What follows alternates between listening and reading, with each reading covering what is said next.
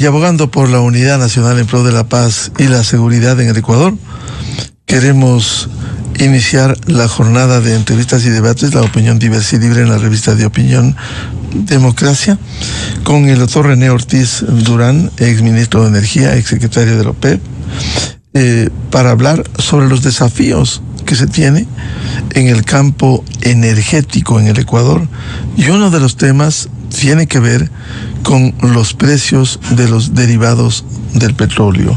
¿Cómo enfrentar estos desafíos? Doctor René Ortiz, muy buen día.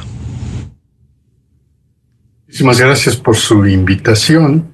Permítame saludar a su distinguida audiencia y iniciar con un comentario. Existen para mí dos frentes para los desafíos: el desafío externo y el desafío interno. El desafío externo es un realineamiento con la nueva tendencia mundial sobre la temática del uso de la energía en la inteligencia artificial. Esta es gigantesca. Permítame usted subrayar. ¿Gigantesca en qué? En el consumo de energía. Estos centros de datos que manejan inteligencia artificial, en la que ya están embarcados, no hay cómo salirse, no hay cómo. Ya está embarcado el mundo desarrollado, ya está. El que le falta embarcarse es el nuestro, el mundo Global South, el que está en vías de desarrollo. Pero ya no se puede desembarcar. Entonces, el manejo de la energía está asociada con un extraordinario crecimiento del consumo de energía. ¿Qué quiero decir con esto? No estamos realmente viviendo ya, de ahora en adelante, no estamos viviendo una transición energética, sino una expansión y transición energética.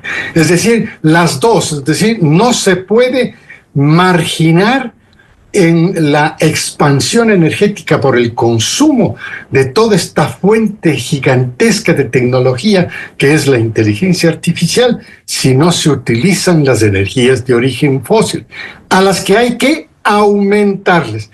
Este es el posicionamiento que Ecuador tiene como desafío frente a esta nueva forma de ver el manejo del consumo de energía, en la que los fósiles, gas natural, petróleo, juegan el papel más importante, al extremo de que dos organizaciones, dos think tanks, como se los conoce, la Agencia Internacional de Energía, que es el brazo energético de la OSD, esta organización mundial del manejo de la economía, estas dos y OPEC se alinean para mostrarle al mundo que la proyección hacia el 2050 no se va a poder cumplir, porque se va de todas maneras el mundo a consumir aproximadamente otra vez el 72% de energías fósiles como el gas natural y el petróleo. Impresionante. Y Estados Unidos, alineado con la nueva política del presidente Donald Trump, se alinea y dice, además, nuclear. Entonces, Estados Unidos, que tiene esa capacidad nuclear, añade y dice gas natural y nuclear también. Estos son los que estaban siendo marginados dentro de toda esta conversación mundial que la venimos manejando por un par de décadas, ¿no? Esto había sido marginado, hoy día están reviviéndose por parte de ¿quién? De los principales consumidores del mundo, pues. Entonces el Ecuador no puede estar al margen sabiendo, y ahí entro en el segundo gran desafío de Ecuador, que es el cómo manejar internamente este aumento de la capacidad de producción, sabiendo que Ecuador es un territorio bendecido de recursos naturales energéticos, todos. No vamos a distinguir unos de otros, no hay que marginar a nadie por privilegiar a otro.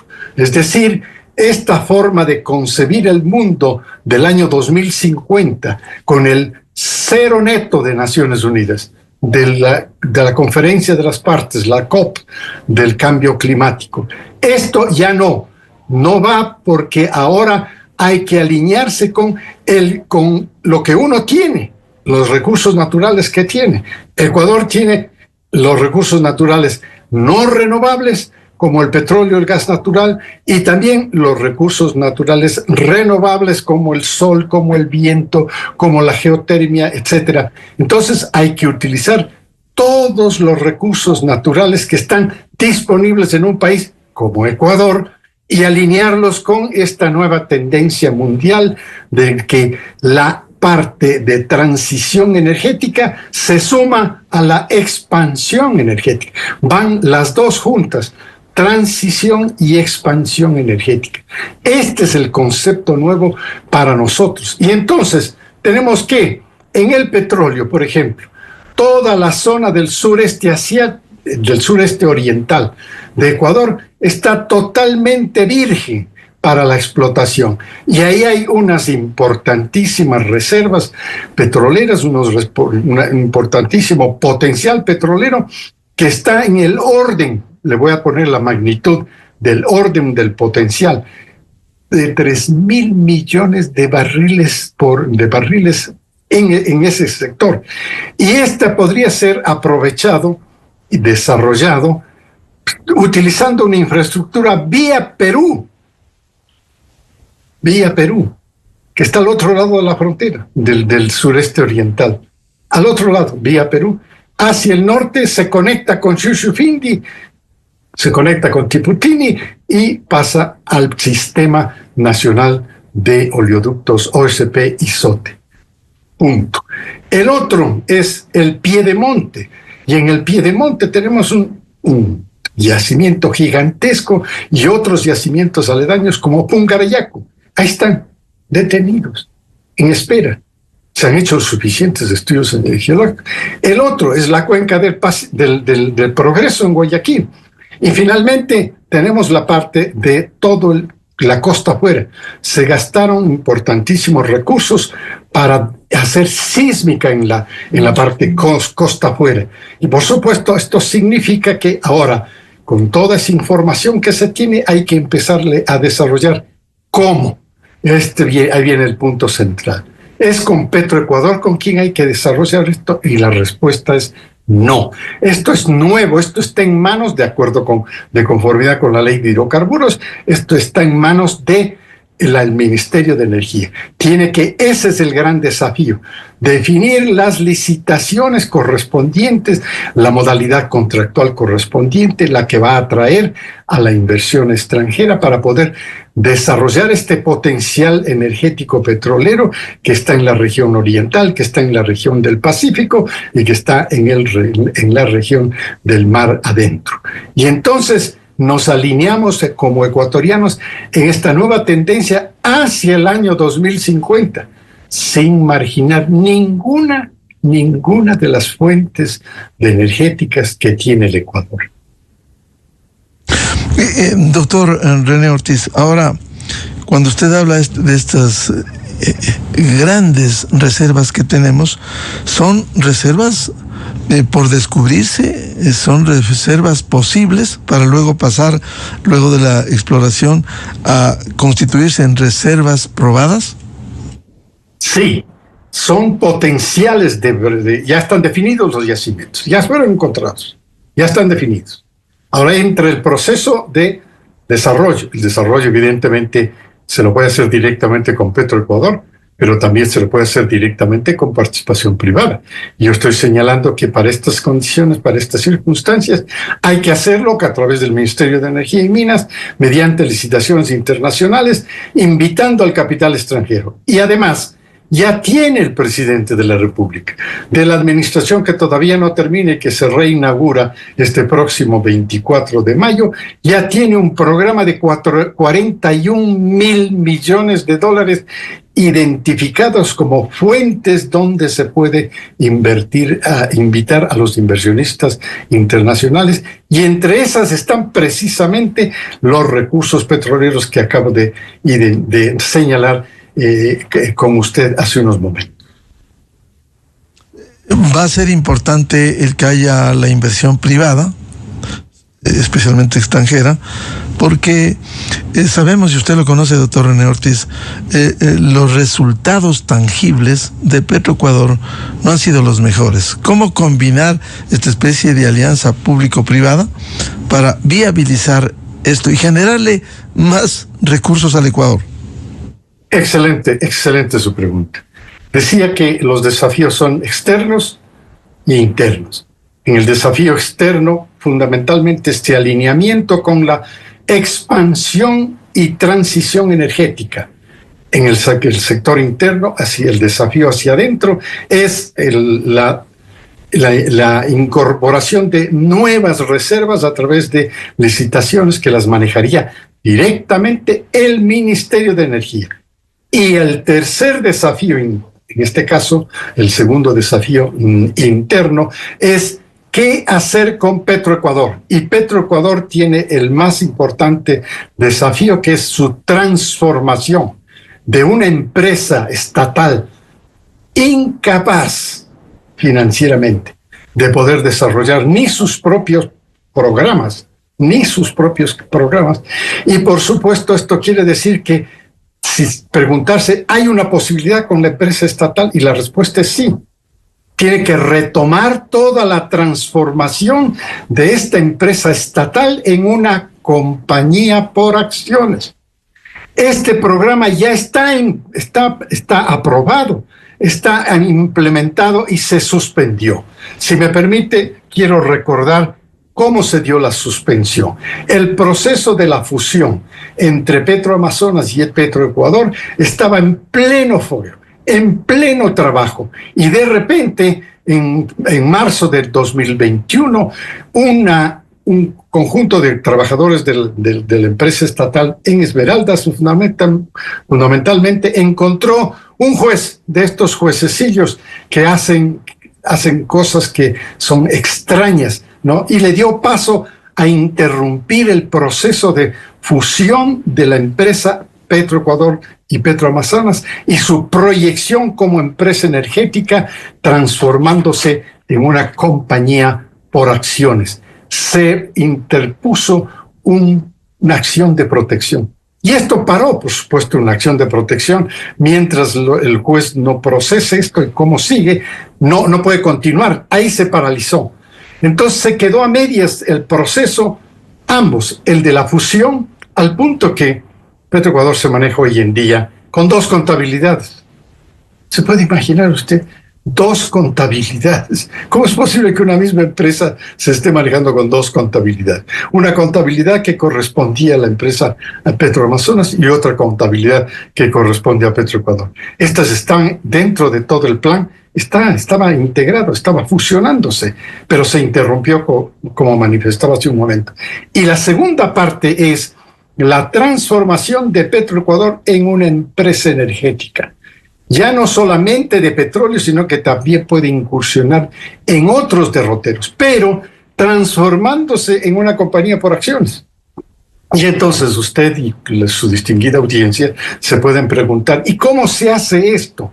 Bueno, simplemente la compañía, la empresa estatal, se vuelve una compañía por acciones y el Estado define cuántas acciones saca al mercado internacional para convertir a Petroecuador en una compañía por acciones. Es todo un proceso empresarial muy importante por el que han pasado ya muchas empresas, Miguel, muchas empresas que nacieron estatales en Europa, como por ejemplo la Eni de Italia. Nació en 1927 como una empresa estatal, la AGIP. La Total de Francia, que nació en el siglo pasado como la Compagnie Française de Pétrole en Francia, ahora es la Total. Y así sucesivamente otros ejemplos tenemos, como por ejemplo Repsol en España, como la British Petroleum en el Reino Unido. Todas estas compañías nacieron como estatales y se han convertido en el siglo XXI, se han convertido en empresas, en compañías por acciones. Se emiten acciones, un porcentaje de estas acciones están dispuestas al público y la otra parte la reserva el Estado.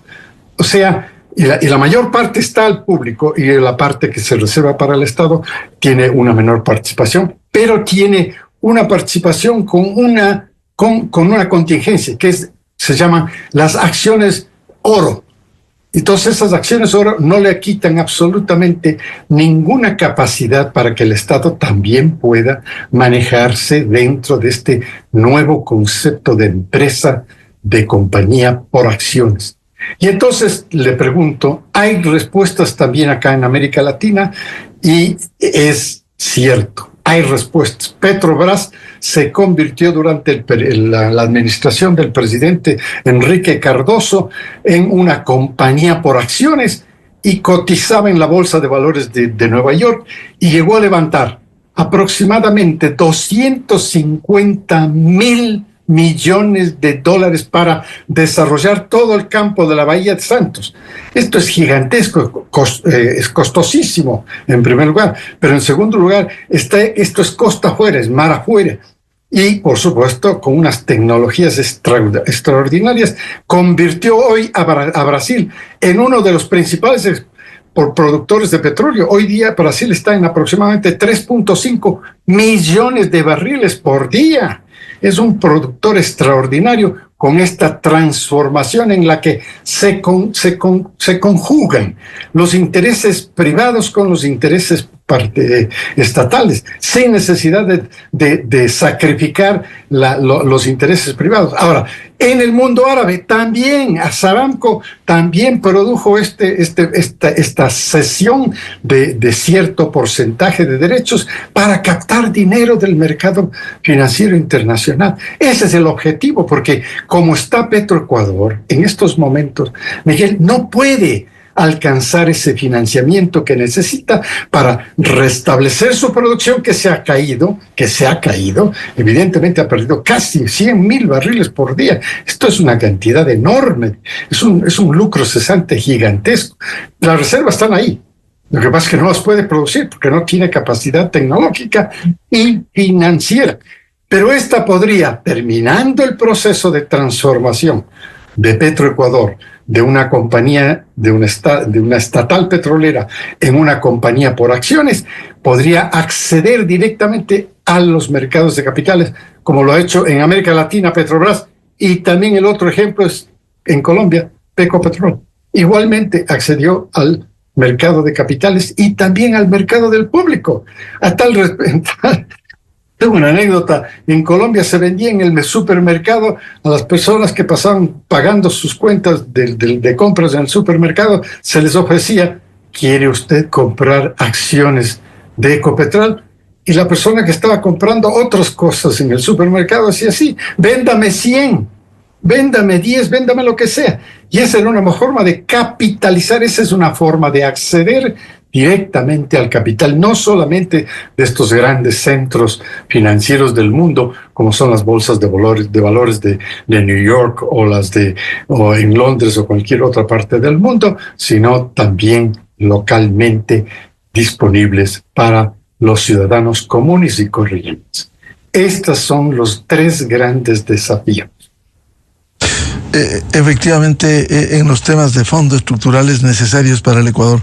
Ahora, un tema de coyuntura: ¿cómo enfrentar los precios de los derivados del petróleo, los combustibles en el Ecuador? Este ha sido un tema casi intocado, que de alguna manera se fue resolviendo paulatinamente. Primero, el precio internacional de la gasolina súper. Ahora, ¿qué pasa con especialmente el diésel? ¿Cómo asumir estos desafíos? Al igual que se ha planteado por parte de la administración del presidente Moreno en el 2020, una forma gradual de transformación del precio es la que menos impacto genera directamente en el consumidor, que son, por ejemplo, los grandes transportistas, el transporte pesado, pero también en el transporte por autobuses que utilizan diésel. Entonces, esta se ha quedado temporalmente en suspenso, pero hemos visto los resultados de las gasolinas, por ejemplo, del otro combustible, las gasolinas. Y estas funcionan absolutamente muy bien en el mercado. El consumidor también ha podido aceptar perfectamente el funcionamiento de los precios que suben o que bajan, como con el caso de la super. Entonces subía, llegó a más de $4 el galón y ahora está en 3.60, 3.65. He visto recientemente estos precios que exhiben las gasolineras en nuestras ciudades. Entonces vemos que fluctúa de conformidad como debe fluctuar cualquier otro producto en el mercado de combustibles. Entonces nosotros estamos probando que en las gasolinas funciona. Si funcionan las gasolinas, y también el presidente Noboa, en esta primera parte de la administración suya de los 18 meses, también ha hecho posible que el consumidor pueda absorber gradualmente el aumento de los precios, y cuando ya llegue al valor de mercado, probablemente vamos a ver también el efecto de la fluctuación que se nota en las gasolinas como la super. Entonces, en el caso del diésel, el gradualismo es la única forma que disminuye el impacto. Y aquí hay que hablar, hay que conversar, hay que dialogar con principalmente el gremio del transporte pesado, que es el que se supone tiene el mayor, entre comillas, tiene el mayor problema de absorber ese incremento del precio que se va a dar a través de este gradualismo, que se va a dar a través de este sistema de cambio. Y esto es la forma de llegar a un acuerdo. Y el acuerdo podría ser, por ejemplo, manejarlo dentro de bandas que no superen un 5% mensual de ajuste y que, por supuesto, hacia abajo también tenga un piso. Y entonces, de esa manera, el transportista, esta parte de la industria del transporte que es muy importante, se puede ir ajustando de igual manera como va variando los precios del diésel en el mercado. 5% mensual como máximo, como tope, y por supuesto un piso. Y de esa manera se pueden ir solucionando parcialmente. Ahí hay un problema serio que quiero compartir con usted. Hay un problema serio con el sector del transporte. El sector del transporte tiene una sobreoferta y es bastante significativa. Tiene un estimado de 35% de exceso de oferta. Es decir, hay más transporte pesado sin utilizar que lo que verdaderamente se necesita. Entonces, ese 30% es como una rémora para el sector transporte, porque tiene que ese bien está ahí, ese bien debería ser usado, pero no está siendo usado porque el resto de la economía tampoco crece en los niveles en los que hemos escuchado a interesantísimos comentaristas, colegas míos y colegas suyos, como el doctor Lucio Paredes, ¿no? Como el economista Alberto Acosta Burneo, el mismo Walter Spurrier, que han señalado que pues, evidentemente la economía tiene que salir de este entrampamiento, y tiene una buena señal. Afortunadamente, el Fondo Monetario Internacional encuentra que Argentina y Ecuador son los únicos que en este resto del año 2025 van a crecer. Buena señal, digo, porque esta señal es la que recibe el inversionista extranjero para poder también mirar en el Ecuador las posibilidades de inversión. Y entonces las compañías de comercialización como Primax, Terpel, RS, etcétera, todas estas compañías van a tener que ir tomando poco a poco la posibilidad de ellos entrar en el mercado. Ya las reglas del juego están dadas. La ley ya está dada, la reglamentación ya está dada. Los porcentajes que se tienen que pagar por la utilización de la infraestructura de poliductos que tiene Petroecuador ya está definida, ya están definidos todos estos parámetros. Solamente falta la definición de las compañías para hacer sus propias importaciones en el caso de la gasolina extra, como también en el caso de la gasolina super. Y fundamentalmente en el caso del diésel premium. Entonces digo, las reglas ya están dadas. Ahora le toca al sector privado acometer. ¿Por qué no podía acometer? Porque toda la incertidumbre política sí afecta la toma de decisiones del sector privado. Le afecta porque le pone en suspenso. Dice, ¿y qué va a pasar después de 18 meses?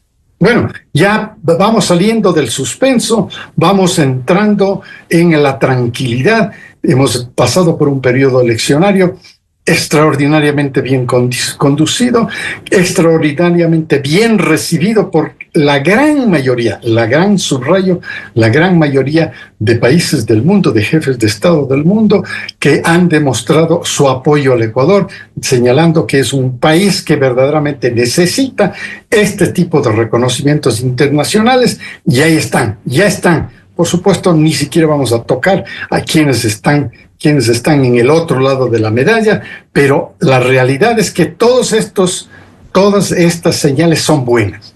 Son buenas para que el Ecuador se pueda embarcar en su nuevo propósito de desarrollo, y entonces entraremos para el año 2026, 2027, 28, 29 en un crecimiento de la economía. Y cuando la economía crece el consumo. Esto ya es también otra señal buena para los inversionistas privados, los que ya están instalados. Terpel, Primax, RS, Más Gas, etcétera, etcétera, para que hagan sus propias importaciones de combustibles. Las reglas ya están hechas, las leyes están, los reglamentos también están, entonces pueden ellos acometer sin mayores incertidumbres como los que teníamos antes del proceso eleccionario que acabamos de pasar el 13 de abril. Doctor René Ortiz, por tanto, es viable ir adecuando este esquema en donde se sinceren precios, por cierto, sin afectar a quienes, por ejemplo, pudieran verse afectados. No así los que sí pueden cancelar precios que están en el orden internacional. Absolutamente correcto. Y es más, temporalmente, mientras todo este proceso de ajuste se realiza, también el Ecuador se beneficia de los precios bajos, porque se han caído los precios en el mercado. Pero el Ecuador es un importador neto de derivados del petróleo, y esos precios también se han caído. Entonces el beneficio es directo. Todas las importaciones que realiza Petroecuador en este momento para la mezcla de las gasolinas y las gasolinas y el diésel premium, todos estos combustibles ya están más rebajados. ¿Por qué? Porque se han caído los precios en el mercado. Es decir, Ecuador también se beneficia de la caída de los precios, aun cuando evidentemente va acarreando en las últimas semanas, va acarreando una pérdida de ingresos debido a la caída de los precios de los combustibles. Pero ya se muestran, ya hay señales, hay buenas señales de que estos precios van a encontrar un plató. Estos precios van a estar alrededor de los $65 por barril, más o menos, ¿no? Un porcentaje, pero esto quiere decir que ya se alinea dentro del presupuesto que tiene Ecuador para el año 2025. Para el 2026 ya veremos cómo se comporta el mercado. El mercado responde también a muchas decisiones geopolíticas que se están dando, comenzando por la decisión política del presidente de los Estados Unidos, Donald Trump, que ha dicho que los consumidores de combustibles en los Estados Unidos van a experimentar también precios bajos. Entonces, ahí están, esa es la apuesta. Pero por otro lado, tiene también usted el grupo de productores de la OPEP Plus, que dicen, nosotros también vamos a aumentar la producción dependiendo de cómo el mercado pueda absorber esto. Y el tercer elemento, y es un elemento más bien de un contexto geopolítico internacional, que son los procesos de paz que están siendo encaminados y que gracias a Dios, con motivo del memorial del Papa Francisco, han podido reunirse y reactivar todos los procesos de paz. Vamos al cese de paz, al cese de fuego. El cese de fuego es un paso en ese cese de fuego, en mi opinión, y tal vez usted coincida conmigo, no se necesitan tener reglas. La regla es para el fuego, nada más. Y esto es bastante difícil porque controlar el cese del fuego es controlar toda la frontera, en donde se pueden dar cualquier conato en cualquier parte de la frontera y se rompe el esquema del cese del fuego.